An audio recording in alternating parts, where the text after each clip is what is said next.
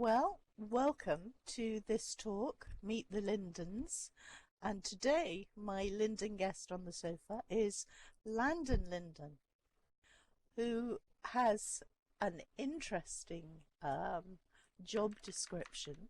I have to say, I haven't actually, I've come across you in terms of posts and things like that.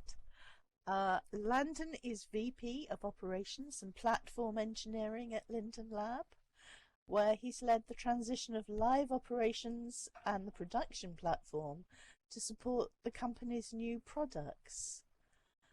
So, can you explain what that involves? That's a little opaque. Sure. We're celebrating Second Life's 14th birthday. Second Life was also, around for a little while earlier than that as we were developing it, right, in beta and such, right? But as you might imagine, technology evolves pretty quickly, right? And it's just something we always have to stay on top of. And so we want to make sure that we are evolving the kind of underpinnings of the infrastructure and the platform as much as we are evolving the product itself, right? I think everybody can recognize that Second Life is a very different product today than it was 14 years ago, and so is the infrastructure that the Second Life is running on, right? So a lot of the things that we're doing today is like we're in the process of moving a lot more of our services into Amazon Web Service, which gives a lot more flexibility. But managing, architecting that and managing it is, as you might imagine, not a trivial piece of work, right? So I think that's the short and long of it. That's kind of it on the infrastructure side. But we also have all sorts of fun things we need to do with compliance. And with our kind of payment systems, that sort of thing as well, right? So that's a full-time job too. So we're just constantly evolving things just to make things better. Unlike a lot of other project teams, mine usually, if we're doing our jobs well, doesn't have a lot of visibility to residents. So, right. I was going to say you must be the man with the gaffer tape, kind of going behind people and sticking things back together. We try not to use a lot of tape in our job, but point taken for sure. So, which have been your kind of main? Well, actually, let's go back and start. When did you first come to the lab? August of 2008. So I've been here for quite some time, and I've seen a lot in that time for sure. What was your background? Was it a sort of logical progression to come here? I would not describe it as a logical progression by any stretch of the imagination. It's a little bit of a story. I will try not to bore you too much with it, but. Previously to working at Linden, I worked in telecommunications, where I did a lot of kind of services, for you might consider like ISP, but we did things like IP television, IP voice services, like carrier-grade IP voice services, that sort of thing. But I've always been really fascinated, going back to kind of my early days on the net, with virtual worlds. I think back in the, I'm showing my age a little bit, but back in the 90s, I think the extent of virtual worlds was, at least at that time, text-based, right? So you had lots of MUDs and that sort of thing. But I'm just really fascinated by the idea of it, right? For lots of different reasons. My background is actually, my education at least, is in chemistry. I was working as a research chemist at one point in my life, before I got into kind of technology. And one of the things I'm a scientist at heart, and one of the things I love about science or about chemistry is just the kind of hard science nature of it, right? It's like I'm conducting an experiment. I'm controlling all the variables in it, right? But I'm also desperately interested in areas like sociology and psychology and economics. Mm. And I think those sciences are notoriously difficult to measure. Um, Yes. and one of the things that I fell in love with in my virtual worlds is that it's reality. It's real people in a virtual environment doing real things, and you Mm-hmm. have the ability to kind of see and measure exactly what's happening in those systems. So it gives you the opportunity to learn about people in a way that's safe and controlled, but measurable, which Mm. I really, really fell in love with. And so when I had the opportunity to come work at Linden Lab in 2008, I really just jumped at the chance. It was really what I wanted to be doing. And it's still what I want to be doing. I love it. Love every minute of it. So when they do things like opening up PaleoQuest and they test how people respond to things, you're there watching that kind of thing, are you? We certainly do. We certainly spend a lot of time, measuring, measuring what people are doing in Mm. Second Life for sure. Mm. Yeah, if we're doing it And right, we're absolutely measuring it. We're measuring it. so that's presumably guided things like the user experience and new user experiences.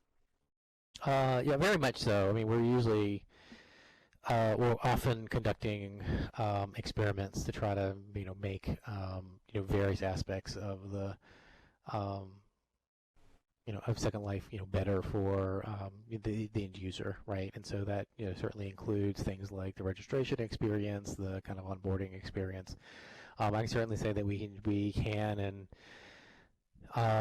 do a better job with that, but we do spend a bunch of time and energy with those kind of tests for sure, those kind of measurements. Absolutely. So, I mean, in recent, over the last year or so, there's been quite a turnaround in the whole new user experience with the redesign of Help Island and your first landing island, and there's also been community gateways coming back. Um, how do you feel about the community gateways? Do you feel that's been successful? I don't want to get into trouble. I kind of Right, okay.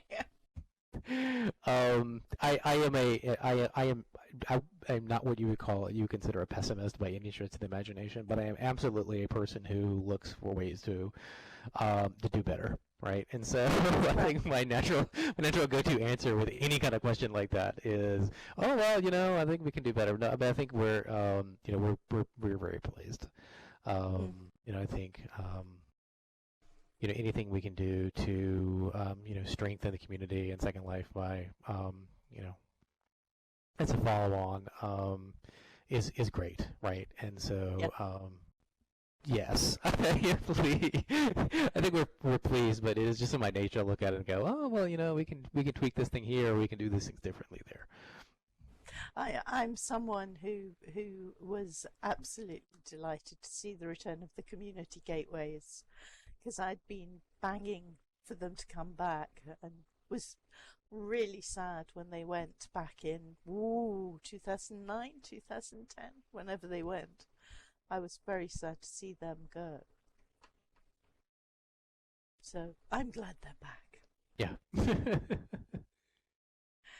Right. So you you like the sociology. Can you tell me about something about the kind of sociology experiments that you anything that you've kind of developed as a result of looking at the sociology of Second Life? So I think I want to be really careful and kind of clear about this, right? I mean, I think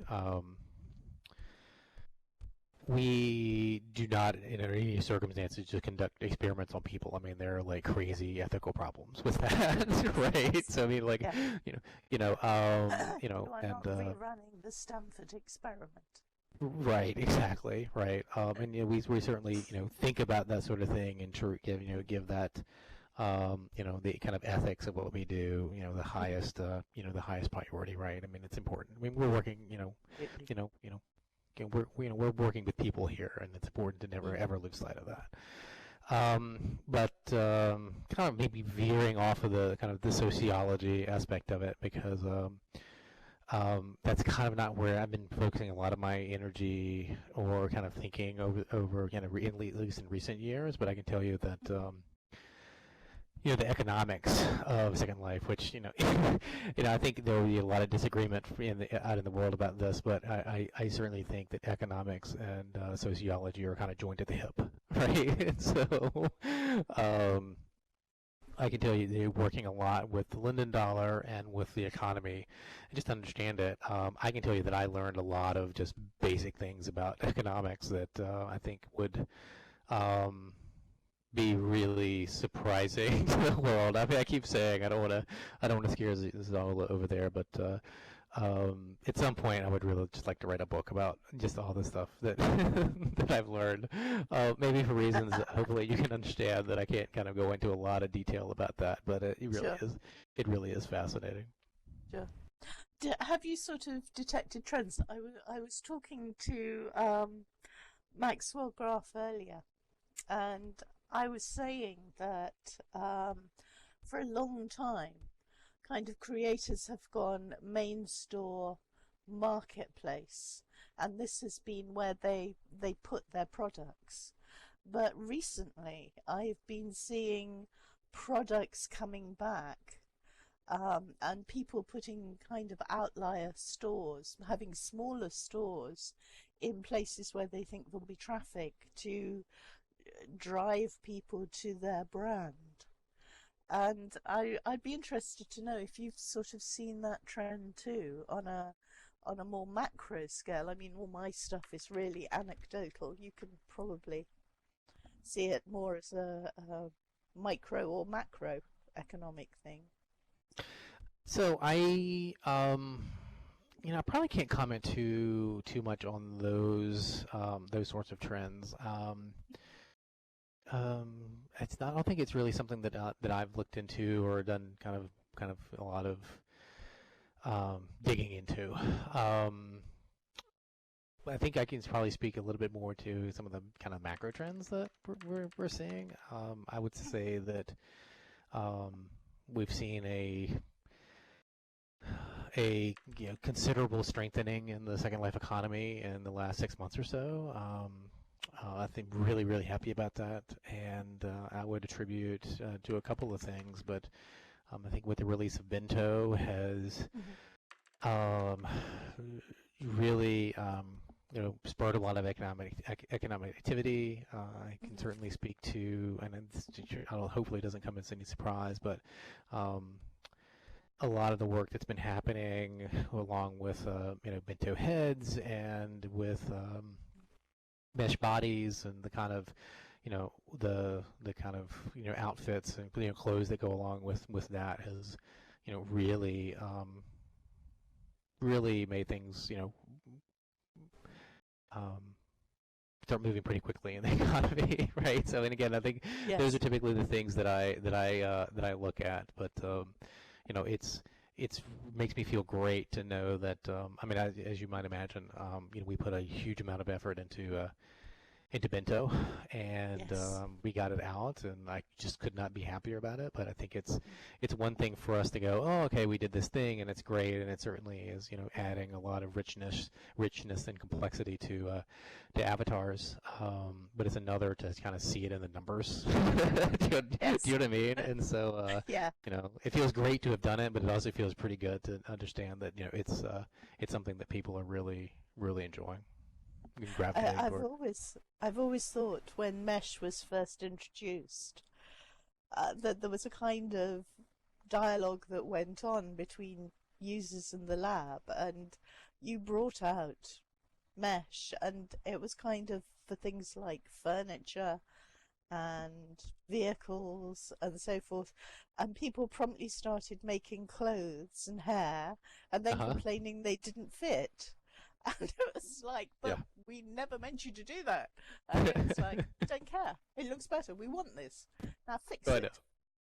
Oh, is one of the things I just adore about Second Life is that it is people, and people will do anything and everything that you can't imagine or can't even imagine, right? And so Yeah. one of the conversations that we have each and every time we release a new feature, however big or small, is that your residents are going to use this in ways that we absolutely don't anticipate, and like that is one of the brilliant things about what it is we're doing here, right? So for sure, yeah, but Yeah. Yeah. it's a lot of fun. They use it in ways you don't expect and then complain when it doesn't work. Yeah. They Yeah, want but you you to know, fix it. I kind of also have to say that, I mean, that's on us though too, right? It's like just Mm. because you didn't anticipate a thing doesn't mean that you shouldn't have to deal with that thing, right? Yeah. And now I think, most people are very happy with the way mesh clothes, mesh bodies, mesh hands, mesh feet, and now mesh and bento heads are working. Yeah, I just, if I can just gush a little bit more about it, I'm just Mm. kind of really pleased Gosh, with gosh. how things are shaping up. I think the avatars in Mm. Second Life are just amazing looking, and they're getting better every single day. Again, that's just one of the things that I just love about Second Life, and then what I do for a living is that Second Life. We're celebrating 14 years, and Mm.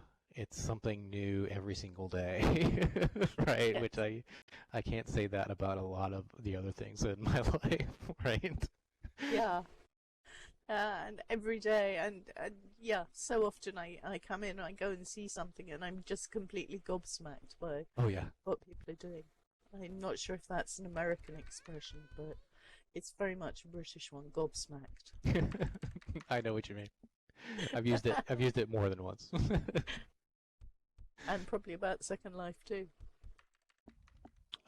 It's just I can go on and on and on. I will Please spare you, but do. No, go for it. Tell me about um, things that you've been bowled over by.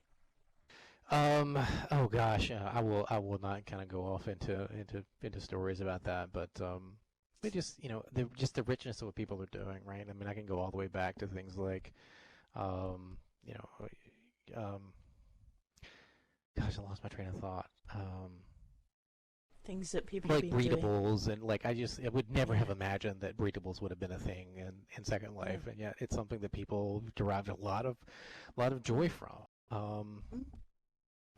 Again, I think that's the joy of what we do in terms of as a platform builder, is that we're creating tools for people to express themselves, and humans are that's what people are good at, and Mm. it's amazing every day. It's been fascinating to watch the evolution of breedables, so that you had things starting off the rather unpleasant looking scion chickens, who died very easily. And then you started to move into cute. So you've got things like the Osmals and the Mirus, Hmm. and then, of course, the kitty cats, which is just a huge phenomenon. Oh yeah, I mean, again, I think that's one of those things that I love about what it is we do, is that Mm. it's not only just like the one thing that pops up, it's just that you see this constant evolution. So like not only did we not envision really breedables, and when we're building any of this, but we certainly didn't imagine how they would evolve over time, right? Yeah. And I think it's that evolution that gives Second Life the resilience that it has, right? And it's why we're talking about it today, right? Like Mm. how many products that came out 14 years ago, or have the kind of same level of success that Second Life has. I Mm. can't think of many. No, that have stayed. Uh, breedable shoes. Yes, there are, of course, now breedable shoes, which is an I think I interesting haven't one. seen those. I'll have to look that up. But another thing that has been huge over the last few years on the grid, and I'm still slightly baffled by, is gachas. I mean, they are so enormous, and have become a huge industry.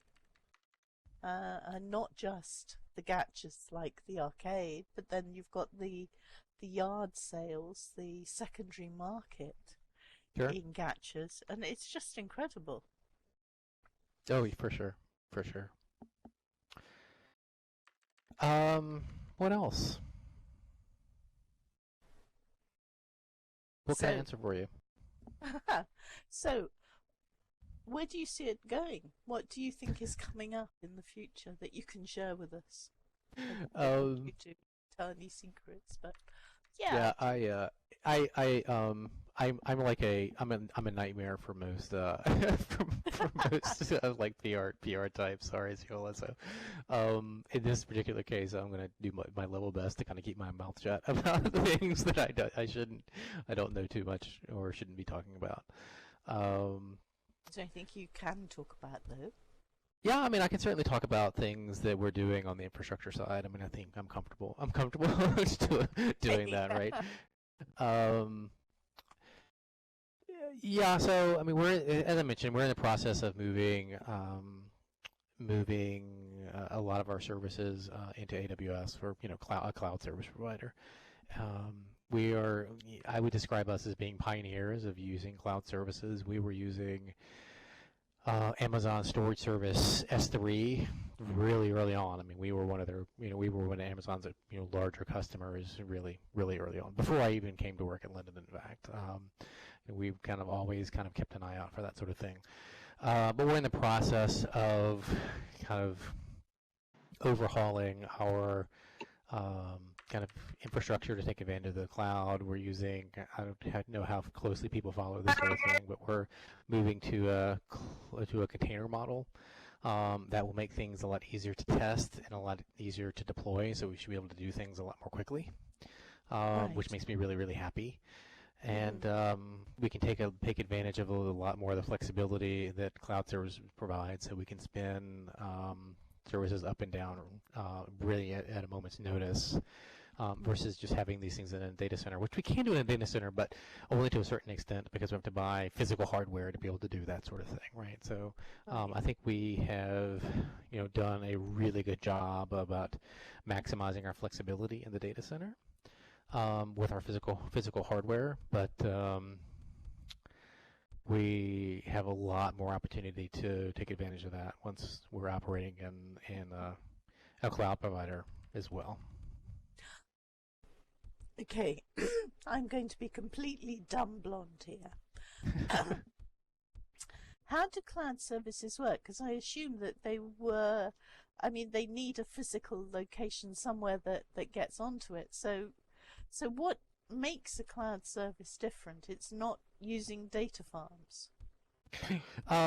Yeah, so I think the kind of core of it, I mean, I think it's a great question. The core of it is that you have some other provider, whether it's Amazon or Google or Microsoft. They're the ones that are in charge of just buying all the hardware, and they install it in their data centers. Hmm. The kind of difference is that because they are servicing so many other customers, that they can Hmm. provide things, ideally a lot cheaper and be more flexible about it, right? So if I need to spin a region up on a server, if I'm having it in my data center, I have to buy the server to be able to do that, right? Right. If I'm using Amazon, for example, I can just turn that server up immediately. Like, I don't have to wait. I don't have to work with somebody. I don't have to buy the equipment. I can just, talk to Amazon and say, hey, I want to, run this region on this server, and it goes, okay, and it's up in a minute.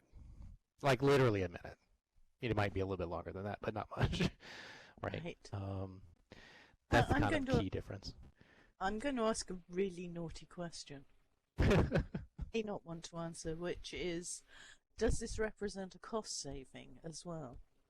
I think the short answer to that is no. I think what we're really looking for is to, at this point, kind of break even, right? So our costs are going to be comparable between running in the data center and running in AWS. Right. Um, but we get a lot more flexibility out of running in AWS, right? So Okay.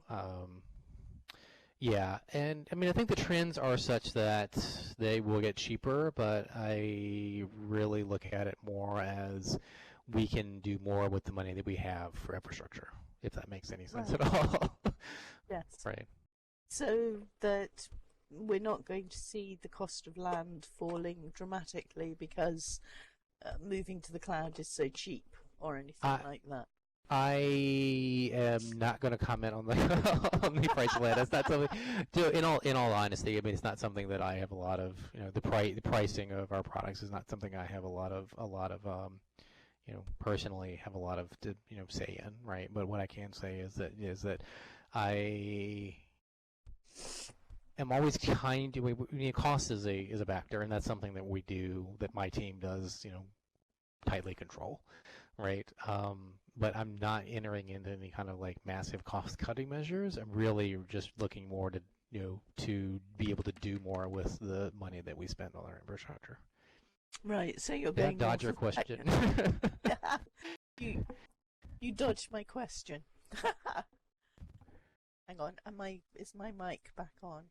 You're good. Yes, it's good. I'm sorry, I had to mute to sneeze. So I think that's fair enough. You're getting other qualities, but you're still in the same ballpark as regards costs. Yeah. So I've heard something. I don't know whether this is your area or whether I should be talking about this with Oz, which is about the Mac, the development for Macs, of moving more to 64 platforms, not just for PCs because more people are accessing those, but also for Macs. Is that something that falls in your remit or not? Yeah, that's definitely a better question for Oz. Okay. But I can tell you that I'm using a 64-bit viewer and I love it. Like, it's amazing. So much better. I was shocked. I was shocked at how much better the 64-bit viewer is. Dee and Patch were saying that last night, that they were both using, yesterday afternoon for your time. They were both saying that they were using 64-bit SL viewers. Can everyone access the 64-bit viewer, or is it something you're testing at the moment? Oh no, so I believe that we have them in the kind of as a project viewer available for anyone to use, right? I think I don't want to speak to schedules for anything like this, but we're working hard to kind of get that pushed out as the default viewer. Right. I think we're close, but I don't want to make any commitments. But But yeah, if you want to try it out and play with it, go to the project viewer page and grab it. It's I'm using the Alex Ivy viewer, which is up there right now. So yeah. Why is it called the Alex Ivy viewer? I knew you were going to ask me that. I don't actually know the question. I just had that question earlier, and I didn't have time to go and find the answer. Okay. Roman numerals for 64-bit. Aha! Because 64 would be X11V. Alex Ivy. There you go. Thank you, Q. That's brilliant. That is brilliant. Okay, so yeah, I've been using the Firestorm 64-bit viewer and liked it very much. Xiola will be on at 2 p.m. tomorrow. All the Linden talks are at 2 p.m. SLT.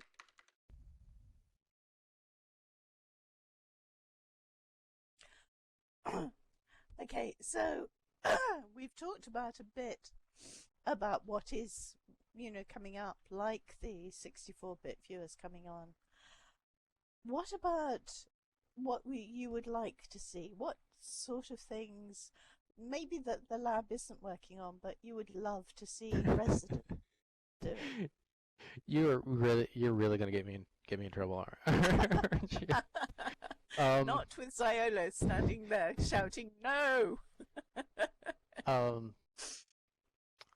mean, I kind of don't know how to answer that question, right? I mean, I don't want to kind of get too deep into kind of what we're thinking about roadmap-wise for Second Life.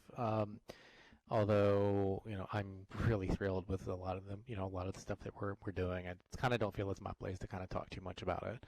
Okay. Maybe you can convince Oz to spill a few secrets, but yeah, I mean, that's just one of those things where, I mean, the thing that I like to see from residents is pretty much what everybody, what we see is that, I love it when people are engaged and really thrive in Second Life and are doing new and interesting and creative things. I mean, it's to me at least, Second Life first and foremost is a creative space, and I love to see creations. I mean, not to be boring about it, but I mean, the thing that I love most about Second Life is that it is not what I imagine it to be. It is what everyone else imagines it to be. Do you know what I mean? And so, I think as long as residents keep producing things that I don't expect, I will make me happy. I don't have any kind of prescriptions about what people should be doing, because I think that kind of defeats the purpose of it. Yeah. But I think that's my answer. My answer to the question. Feels a little unsatisfying as an answer, but that's kind of the way I think about it. No, I think that's fair enough. I don't want to have you walk out of this interview and straight into the firing line. I've survived this long. I'll probably be okay. Yeah, you'll probably be good. So, have you had a chance to look around SL14B? Yes. I haven't. I'm embarrassed to say that I have not. It is on my list of to do this week. Kind of without getting into too much of personal details, it's been pretty nutty for me over the past few weeks, and I haven't had a really chance. But I'm going to get to it for sure. I'm going to ask the audience, as they're here, if they have any recommendations for things for you to see. So, would you like to all shout out what you think Landon should go and see that you think he would enjoy? You'll have to shout, because I won't just see text chat.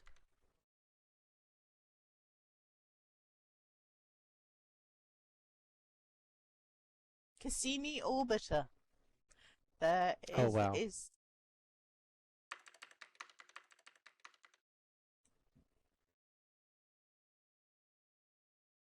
Tell us about the Cassini Orbiter. Diamond, what is it? What does it do? Team Bar Movie. The Terrible Godlin and Sheep War. Wow. Okay, so the Cassini Orbiter is a full-scale model replica of Saturn. See, that's exactly what I'm saying. Can you hear me? Hold on, let me turn this down. Okay, so Silas has said, how many Lindens have been fired following Meet the Lindens or Lab Chat? None. They are completely safe. That's our story, and we're sticking to it. Yeah. They won't come back if it's too bad. Okay, so Romy has a really good idea, which is to take the pod tour.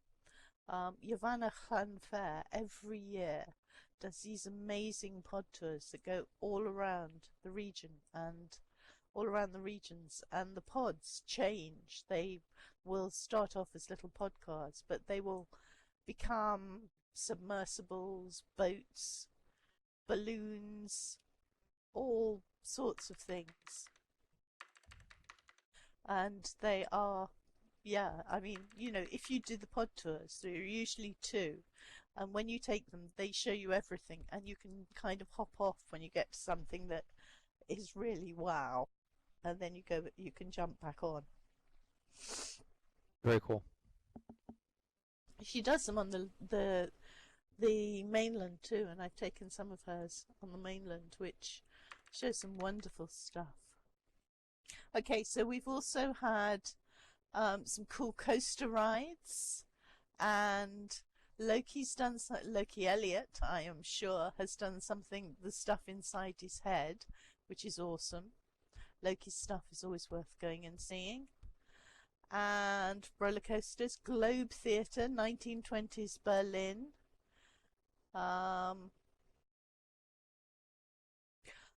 And then we're starting to get questions now. Well, that gives you a few things to go and see, I think. Yep, that's great. Okay, we can take notes for later if you like. I got it. Okay, so Alaska has asked, what is it like to work for Linden Lab, and would you have any advice for someone aspiring to apply? Wow, that's a really big topic. Well, I can say in all honesty that Linden Lab has been the best place I've ever worked. I love everyone that I work with, which isn't to say you don't have disagreements with people. We are all people, and we find ways to disagree with each other. But I think we do it in a respectful way where we kind of honor each other. Kind of also know how to describe it than that. I work with a amazing group of intelligent, passionate people, but we figure out a way to work together. We really will, and yeah, I feel like I'm giving you some boring answers about this, but I think that's just the way that I feel about it. I look forward to coming to work every single day. The other thing that I love, and I keep harping on this, I know, but it's you learn something new every day, and it's not even just something new about like technology, although I do that too for sure. But I learn something about people every day, which I don't know many people who can say that. I just think it's just been an amazing privilege for me to work at Linden for all these years, for sure. You're actually based in San Francisco, are you? I'm not. Actually in Virginia. Right. East coast of the United States. So do you work, is there an office on the East Coast, or do you kind of go to work in Second Life, or? So we have offices in San Francisco, Seattle, Boston, Davis, and Charlottesville, Virginia. I actually live in the Charlottesville, Virginia area, and we have an office here. It is the best office, I can say that, in all humility.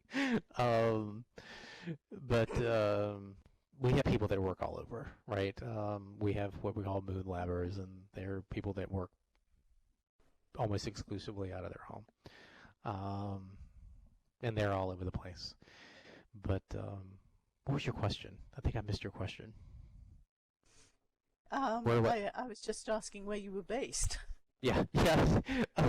Although if you ask, I actually do travel to San Francisco quite a bit, and so I think that generates a lot of confusion about where I actually work. So you have a hot desk. It's a bit of a joke, but it is true that I'm actually in our San Francisco office more than many people who live in San Francisco. That is not an exaggeration. But we have a distributed work environment. People are working from all over, and it's the way that I look at it. I know there's probably some disagreement internally about some of this, but the way that I look at it is that the office is there as a convenience for the folks that are working on this stuff. If you need to work at home to get your to be as productive as you want to be, that's great. The office is here for people who need or want to be in an office. We do have meetings and whatnot. Sometimes they require face-to-face interaction, and I think people get that and understand that. But by and large, we figured out a way to work in a distributed team, and so I say this. I say this repeatedly, that I don't know where anyone on my team is physically on any kind of daily basis, and I don't really care. I mean, the things that I care about is, are we working well together? Are we getting our jobs done? That's my metric, and so yeah. That's cool. Now we're getting some more questions, so I'm going to scroll up and bring some more questions. One is quite interesting. How many Lindens are left from the start of Second Life? I don't actually know the answer to that. I saw that question.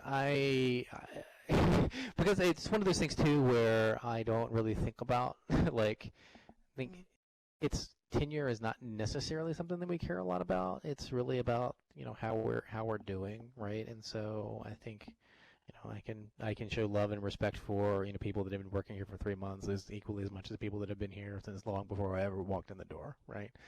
That said, I can probably rattle off a few people that have been around from the beginning. I don't want to kind of like out anybody about some of this stuff too, right? But they're more than a handful of people that have been here for a really long time. I don't know what the beginning really means, right? Yes, I was going to say that. I mean, it's difficult. Are you talking about when it came out of beta, or are you talking about the people who sat around in the initial room with Philip Rosedale? And it's difficult to say this was the start date. I know we do this technically by having the 14th birthday party, but that was just the day it came out of beta, isn't it? Yes, that's right. And so there were people working hard before that. And Linden was around before there was even the idea of Second Life, really. I mean, I don't know how many people kind of know the dark history of Linden Lab and Second Life, but Second Life was not the product that we were trying to build originally at Linden's Lab when the company was founded in '99. We were actually trying to build VR hardware, and we ended up creating Second Life as a platform to be able to test and demo the hardware, and then we realized that the platform we were building was actually way more interesting and fun and compelling than the hardware that we were doing. So we just got to scrap that and kind of jumped all in with the virtual world, which I think is just amazing, right? Yes, agreed. Morning Angel has said something about lately the feed not allowing her to post all the time like it used to. Wondering, posting to your profile, I'm guessing, Morning Angel. Because she enjoys documenting her Second Life adventures on her profile. Right. I don't know the answer to that question. I mean, I think that's probably actually something worth opening, contacting support about. Okay, we do have a question. Do you have skateboarding in the office? No, I don't know anybody. Not that it's forbidden. I just don't know of anybody who actually skateboards in the office. I think that also comes back to I think we typically are very respectful of each other. I don't imagine people would want a lot of skateboarding inside the office. Although I can say that we do have dogs in the office, and they can get rowdy every once in a while. Oh, that's cute. Do you allow cats too, or not? I actually don't know the answer to that question. I don't recall anyone bringing a cat to the office. I imagine it might be harrowing for cats, considering all the dogs that are roaming around. Yeah, I had a cat once who was quite formidable. He would probably have kept dogs in their place. Yeah. Yeah. My cat as well. Like I have this little tiny at the time she was a kitten that we just found outside really, and and then I have one of our dogs is like I guess he's like a 70-pound border collie, and she was chasing him around the kitchen. It was hysterical. I have it on film actually. I'm sorry, I interrupted you. Please go ahead. I was just going to go on to another question. Rodenberger is asking, is there anything being done to stabilize the lands and reduce lag? I hate going to a big party ball and crashing out 5 times an hour. Is this a concern with the Lindens? I think the short answer is yes. And we're always kind of working on these problems, right? And I think one of the things that is frustrating for residents, it's frustrating for me too, is that lag and crashing out it seems to be like a perennial problem, and it is. But the reason it's a problem is it's never ever just one thing, right? It's it's a near infinite number of issues and problems, and we're always working on trying to smooth those things out and reduce them. But it's certainly ongoing work, and we're always trying to balance being able to do new features versus more kind of like performance improvement stabilization work, and I think we strike a pretty good balance there. But if you're having a bad experience, then I think that's something that we should be able to take a look at. I think that, I mean, you've done things to help that, like the jelly people. Yes. Because of course one of the major causes of lag is that people come in with millions of prims attached to them. And the jelly thing does help that. Yeah, it does. I mean, I think that's a fantastic example of this is I'm going to come dangerously close to sounding like I'm blaming the residents for some of this stuff, and I'm not, right? But I think the nature of what we do is that it's a very creative and expressive place, Second Life, and we really like people to be able to express themselves in whatever way possible, and within the confines of the law, at least. And so, but that also means that you're the complexity of what it is you're doing, whether it's in in your region or in your parcel or on your avatar, can impact the people around you, right? And so we're trying to strike this balance of how can you express yourself without really negatively impacting the people around you. And I think that solution, I think, was pretty good one, and it also had the added benefit of giving feedback to the users about, hey, your avatar looks great, but maybe you should kind of tone it down a little bit. I think somebody commented even before we started that my avatar is really too heavy, and I should probably take a look at that.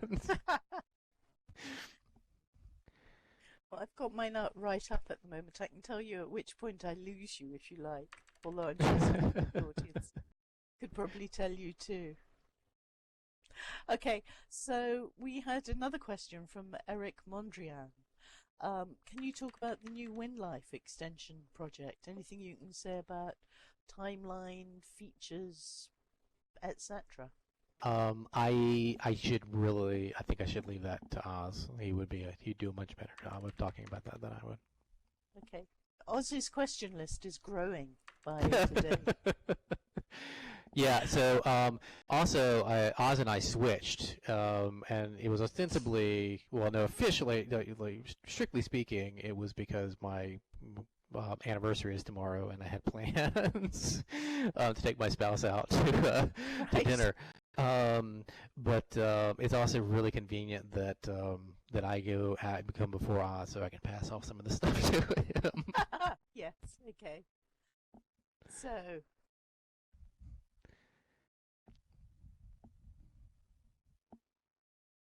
Right. Okay, I'm just scrolling madly to see if we've missed any questions. Does anyone have a question for Landon?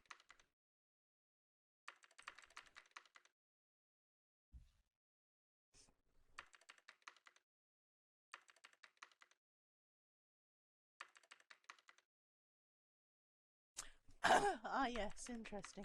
We seem to have no limit to our inventory, but we have a 60 limit max on our groups. Why is this? What is the impact difference between between the item or script and group?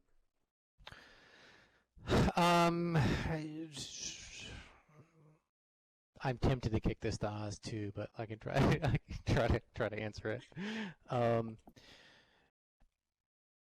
Inventory is relatively cheap.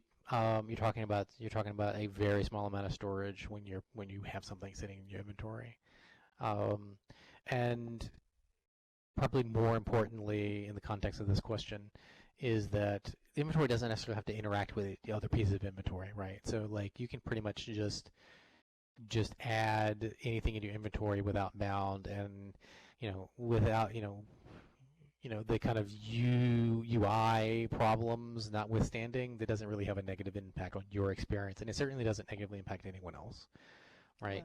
When you're talking about groups, you have this kind of exponential impact on performance with the number of people that you're adding into the group.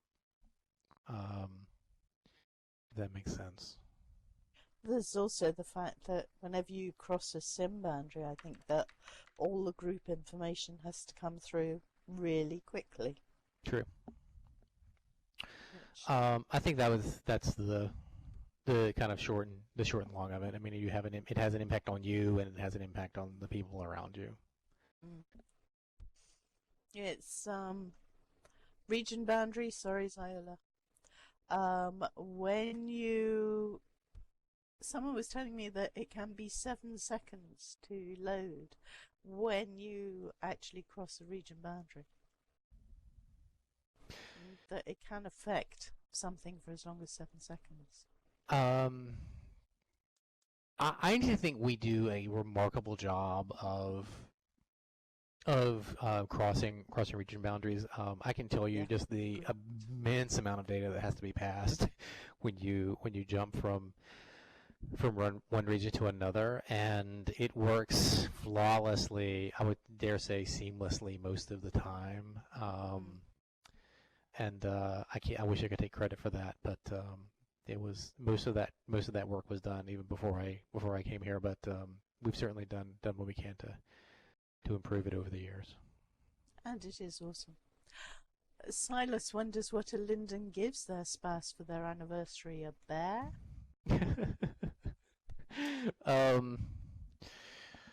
Gosh, I mean, this is just getting a little bit personal. But like I said, I'm the person that just can't keep my mouth shut. I don't know if anybody has any interest in this at all. But it's actually 20 years on Wednesday, and so congratulations. Yeah, so it's been a while. I'm not. Let's just say we got married young. I'll put it that way. But we've been together 20 years, and so officially it is Emerald and China, which the whole China, the official gift is supposed to be China, but it's not clear whether it's something that's actually like porcelain or ceramic or something, or if it's something from China. And there was some confusion about that. And then like daylilies are the official flower for the 20th anniversary, but yet my wife and I are talking about it. It's like, well, don't you like give daylilies at funerals? Yeah, and so like we had a nice conversation about that, but but yeah, what do Lindens give their spouses on their anniversary? I don't think anything unusual, any more unusual than the rest of us at least. I like Alaska's comment, which is, seriously, Lindens are like the JFK family to us patrons. Inquiring minds want to know. Okay, so,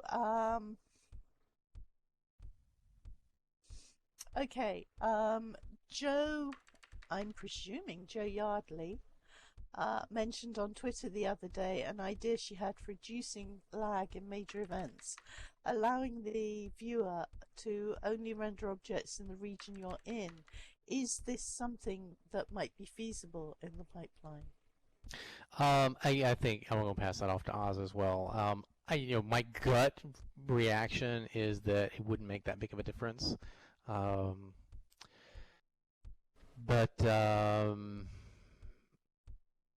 and I'm making that assessment purely based on, we have islands, right? And they don't, the islands in practice don't really have, or don't necessarily have to have adjacent regions. And yeah, you can have like diagonal regions, and I kind of want to go into the kind of the technical aspects of that. But my understanding is that it wouldn't have a lot of impact on regions. It's really the only ones that are like purely adjacent.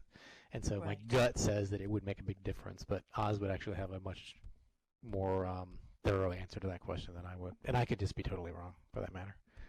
But residents can take a lot of these decisions for themselves, because they can wind down their draw distance.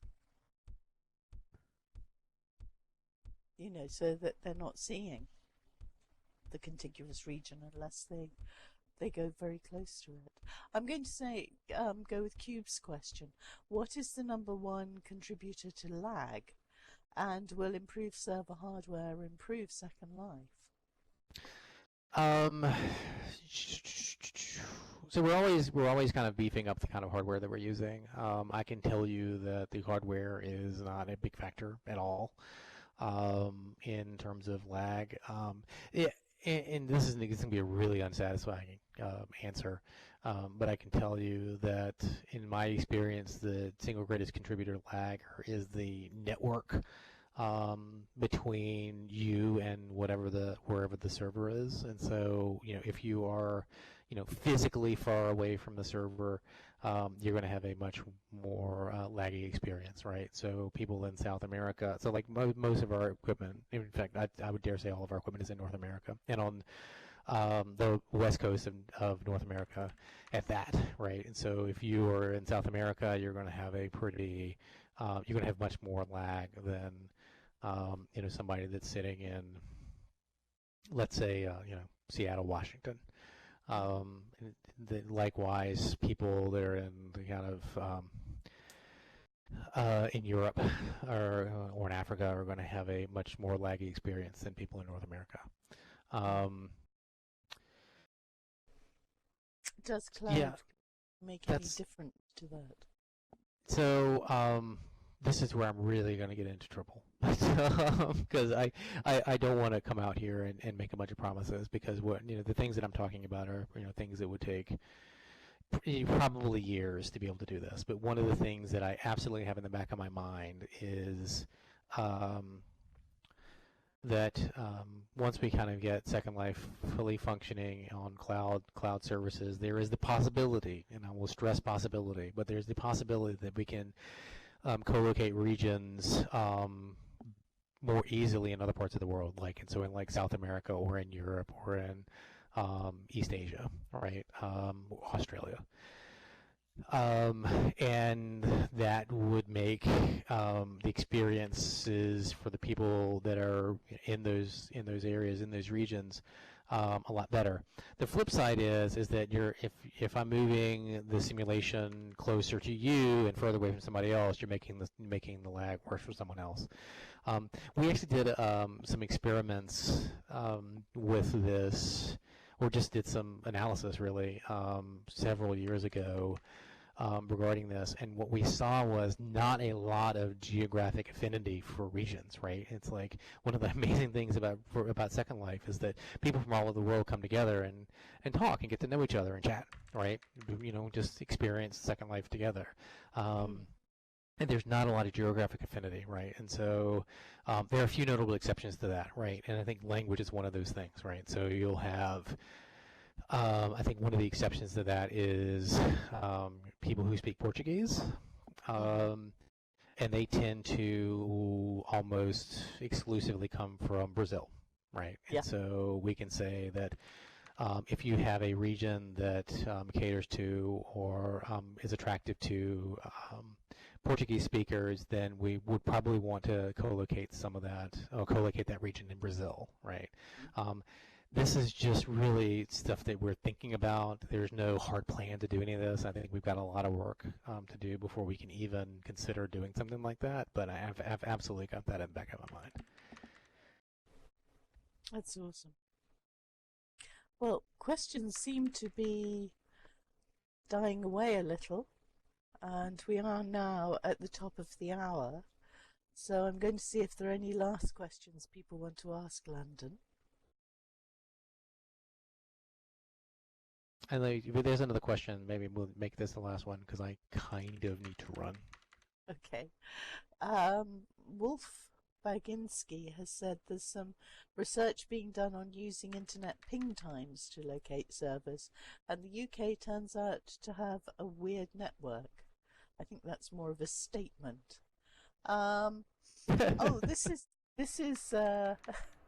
No, yeah. I don't want to comment on that too much, but I can tell you that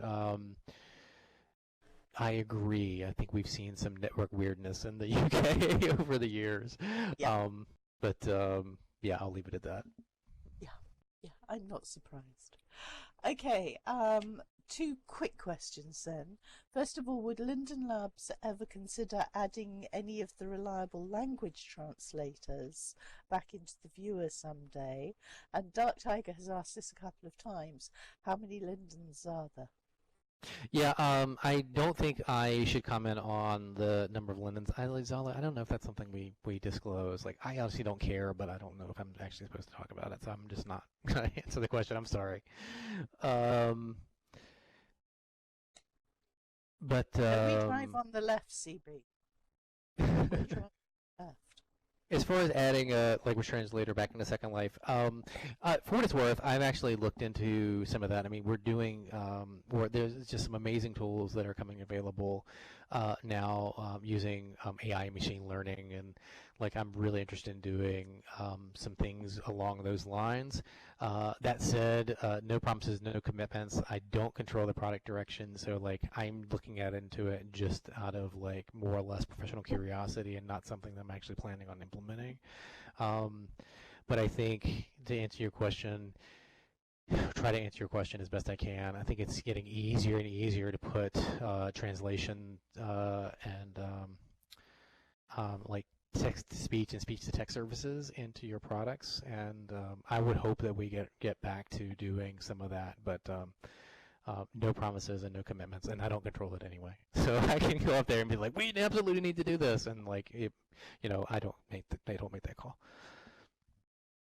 Okay, well, what I'm going to say is thank you very much, Landon, for coming and talking to me today. It is my pleasure. And mine. So, thank you.